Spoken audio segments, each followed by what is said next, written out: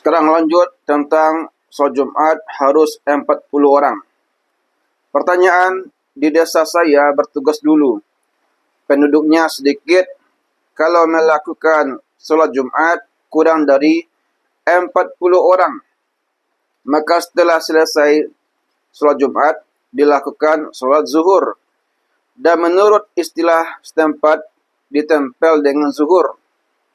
Setelah saya terangkan tidak ada cara ditempel dengan zuhur, masyarakat di desa itu tidak lagi mengerjakannya. Untuk lebih mantapnya, saya tanyakan, apakah ada dalil yang mengharuskan bahwa solat Jumat yang anggota jamaahnya kurang dari 40 orang harus ditempel dengan solat zuhur? Pertanyaan dari A. Hali Kadir, NBM 560448, Guru MTS Muhammadiyah, Palembang. Jawab, memang tidak kita dapati adanya dalil yang kuat untuk melakukan solat Jumat kurang dari 40 anggota jamaah. Harus ditempel sesudahnya dengan solat zuhur, kecuali ihtiyat atau hati-hati. Dan karena hal itu tidak ada tuntunan, tidak ada jalan untuk mengerjakannya. Kalau melakukan solat Jumat harus dilangsungkan oleh 40 anggota jamaah, hal itu termasuk khilafiyah di kalangan mazhab. Yang dimaksudkan pada syarat sahnya solat Jumat, ulama Hanafiyah mensyaratkan sahnya solat Jumat ialah 3 orang. Ulama Hanafiyah, 3 orang selain imam, dengan 3 orang dan 1 imam, yang berarti 4 orang.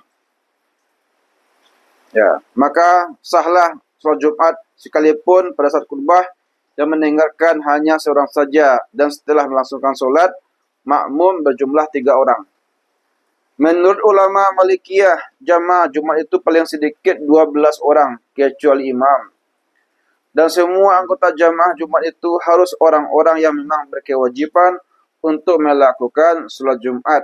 Maka tidak sah kalau Jumat itu sendiri 12 makmum, tetapi salah satunya wanita atau musafir atau anak kecil. Ulama Syafi'iyah dan Hambaliyah mensyaratkan solat Jumat itu harus terdiri dari 40 orang, atau sebagai riwayat Hambaliyah 50 orang. Perbedaan pendapat tentang jumlah itu ada yang mendasarkan pada arti kata jamak cukuplah 3 saja. Tetapi ada yang mendasarkan pada riwayat Jabir radhiyallahu anhu yang menyatakan bahawa berdasarkan sunnah yang telah berjalan, kalau ada orang 40 dan lebih, berdirilah Jumat. Al-Baihaqi berkata bahawa riwayat Jabir itu tak dapat dijadikan hujjah. Al-Baihaqi berkata bahawa riwayat Jabir tak bisa jadi hujjah.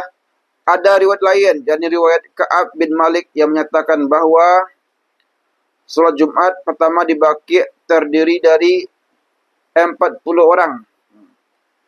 Riwayat ini selain perlu diteliti tentang perawi-perawinya, juga tidak membatasi jumlah minimal atau paling sedikit boleh dilangsungkannya solat Jumat.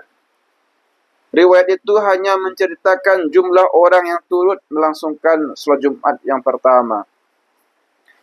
Yang jelas bahwa solat Jumat itu sebagai yang disepakati jumhur ulama harus dilakukan dengan berjamaah. Didasarkan pada hadis riwayat Abu Dawud dan dari Thariq bin Syihab, sebagai yang tersebut pada HPT, Kitab Solat Jamaah dan Jumat. Mengenai batas minimum tak disebutkan dalam hadis-hadis, sehingga melangsungkan solat Jumat tak dibatasi jumlah minimal dan maksimalnya, yang penting berjamaah.